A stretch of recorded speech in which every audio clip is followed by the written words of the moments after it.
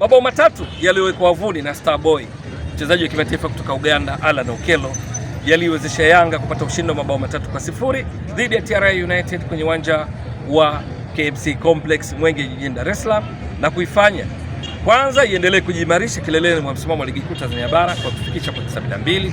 Lakini pili, lilo muhimu zaidi kwa wananchi Yanga ni kwamba sasa wametanguliza mguu mmoja katika ubingwa wa 5 mfululizo wa ligi kuu Tanzania bara. Ni kwa sababu gani? Ni kwamba ushindi huo umewafanya Yanga wafikishe hizo pointi 72, mabao wakiwa wamefunga mabao 68, wameruhusu mabao 9. Maana yake ni kwamba goal difference, tofauti ya mabao ya kufunga na kuruhusu, sasa ni mabao 59. Lakini watani zao wa jadi Simba ambao ndio waliobaki katika kuwapa pressure, shinikizo katika kuania taji la ligi kuu Tanzania bara kwa msimu 2025-26 walishinda pia mabao 2-0. Matokeo yake Simba wametimiza pointi 70. Simba idadi ya mabao waliofunga sasa imefika 44, lakini wakiwa wameruhusu mabao 11. Sasa Yanga kwa kuwa juu kileleni pointi 72, maana yake ni kwamba kwenye mechi ya mwisho tutacheza dhidi ya JKT Tanzania kwenye uwanja wa Meja Jenerali Samuyo, Yanga wana fursa kubwa ya kutoa ubingwa, kwa sababu wakishinda kwa tofauti yote ya mabao watafikisha pointi 75 ambazo watani zao wa jadi Simba wanaofuatia katika nafasi ya pili hawawezi kuzifikia. Lakini pili, wakitoa sare yoyote Yanga watafikisha pointi 73. Simba wakishinda mechi ya mwisho pia watatimiza pointi 73. Sasa zikilingana pointi kwa mujibu wa kanuni za ligi kuu Tanzania bara kwa msimu wa 2025-26 kwenye sura ya 3 kanuni ya 8 kifungu cha 2 mpaka cha 9 kinachoelezea juu ya mshindi anapopatikana pindi timu zikilingana pointi, tunasema tiebreaker rule. Jambo la kwanza wanaangalia matokeo walipokutana wao wawili, nani alikuwa na matokeo bora. Sasa Yanga na Simba kwenye msimu huu, mzunguko wa kwanza ilikuwa bila, hakukuwa na mshindi. Mzunguko wa pili ilimalizika kwa sare ya 2-2. Kwa hiyo mshindi hakuna pindi zilipokutana. Kwa mujibu wa kanuni, baada ya hapo pindi pointi zikilingana, kama nimetoka kueleza, kwa maana kwamba Yanga watoe sare, Simba washinde, kitakachoangaliwa ni kipengele kingine juu ya goal difference, tofauti ya mabao ya kufunga na kuruhusu. Kitendo cha Yanga kufunga mabao 68, kuruhusu mabao 11, maana yake wana tofauti nzuri zaidi ya mabao ya kufunga na kuruhusu ambao ni 59, kulinganisha na wekundu wa Msimbazi Simba ambao mabao ya kufunga na kuruhusu hivi sasa yamekuwa mabao 42, kwa sababu kufunga mabao mawili leo hii wamefikisha mabao 53, lakini wameruhusu mabao 11.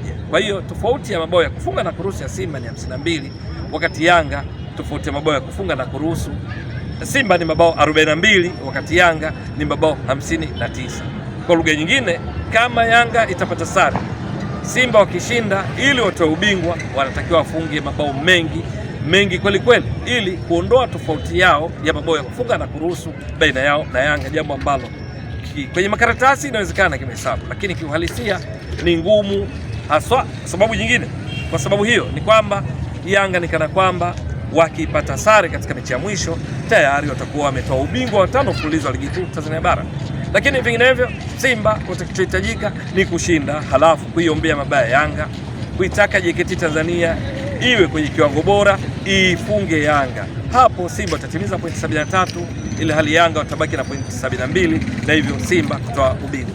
Kwa lugha nyingine tunasema bingwa bado hajapatikana mpaka mechi ya mwisho, lakini Yanga wana nasibu kubwa zaidi ya kutoa ubingwa, kwa sababu wakishinda tayari ni mabingwa, wakitoa sare wana nafasi zaidi ya 99% kwa wao ni mabingwa.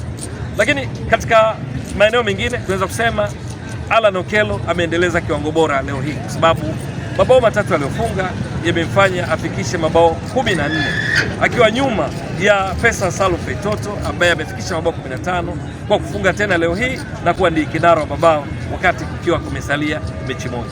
Starboy Alan Okello, faida kwake kwa timu yake ya Yanga ni kwamba mpaka sasa ameshatoa asisti 7. Kwa lugha nyingine amechangia mabao 21 kati ya mabao 68 waliofunga Yanga, sawa na mchango wa around 31%. Kumbuka Alan Okello alitoa Yanga wakati wa usajili wa dirisha dogo. Amekuwa kwenye kiwango bora sana, akicheza kama kiungo ushambuliaji kutokea pembeni, kulia, kushoto, kati, kote huko kumemwezesha kuwa katika maeneo sahihi kufunga. Na leo hii aliifungia Yanga bao la kwanza dakika 27, bao la pili dakika 51 kwa mkwaju wa penalty, halafu akafunga bao la tatu katika dakika 57, jambo ambalo lilimfanya amalize mchezo akiwa ndiye mchezaji bora wa mechi, ikiwa ni mara ya 6 anafanya hivi.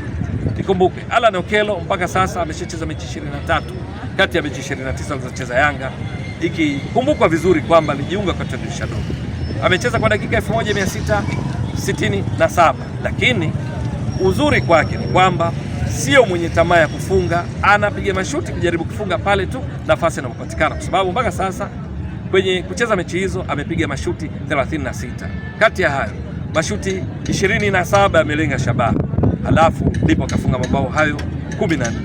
Okello amekuwa kwenye kiwango bora sana, na matokeo yake leo hii amewezesha Yanga kupata ushindi muhimu kuelekea safari yao ya ubingwa wa 5 mfululizo wa ligi kuu Tanzania bara, kwa nia ya kujifariji, hasa kwa kutambua kwamba wamepoteza taji la Muungano, wamepoteza kombe la shirikisho la benki ya CRDB baada ya kufungwa katika nusu fainali na Azam, na sasa kwa mataji ya ndani makubwa wamebakiwa na la ligi kuu Tanzania bara ambalo endapo watapata sare dhidi ya JKT Tanzania watajiongezea nasibu kubwa ya kutoa ubingwa, lakini wakishinda watakuwa na uhakika zaidi kwa 100%.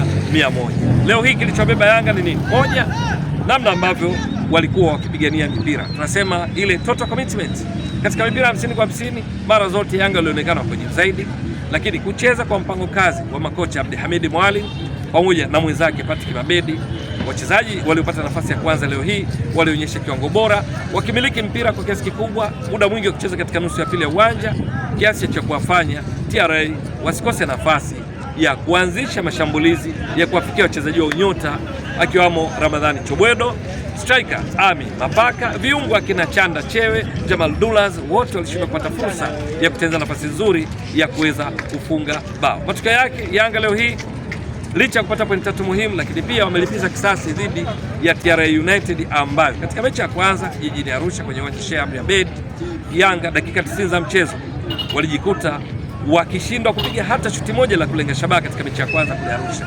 Walimiliki mpira kwa 70%, wakipiga mashuti 7, hakuna lilolenga shabaha. Lakini TRA United katika mechi ya kwanza Arusha, umiliki wa mpira 30%, bado walipiga mashuti 7, 2 yalilenga shabaha. Ramadhani Chobwedo akawa ndiye mchezaji bora wa mechi. Kuelekea mwishoni mwa mechi, Kasim Mugoya alikuwa na nafasi ya kuifungia TRA bao la kuwapa ushindi katika tukio ambalo kwasi atula yao alimvuta Bukta ndani ya eneo la penalty, akakomaa ile akafunge, mwamuzi akamwachia advantage faida ile afunge, lakini Djigui Diarra akiwa kwenye kiwango bora sana alizuia tukio hilo lilokuwa la mwisho kabla ya mechi kuhitimishwa, ikaisha kwa suluhu. Lakini leo hii Yanga wakacharuka na kuonyesha TRA kwamba wao ni nani. 3-0, Alan Okello akiwa mchezaji bora wa mechi. Itakuwa vipi kuelekea mwishoni mwa msimu katika mechi ya mwisho tutakayocheza dhidi ya JKT Tanzania? Ni swala la kusubiri na kuona. Mtazamaji wa Mbwaduke Stats Sport Next Level, endelea kuunga mkono channel hii kwa kuhakikisha kwamba subscribe, na share, na like na comment. Mwasilishaji wako ni mimi Ramadhani Mbwaduke almaarufu kama Mzee wa Data. Shukrani jazila. Bye bye.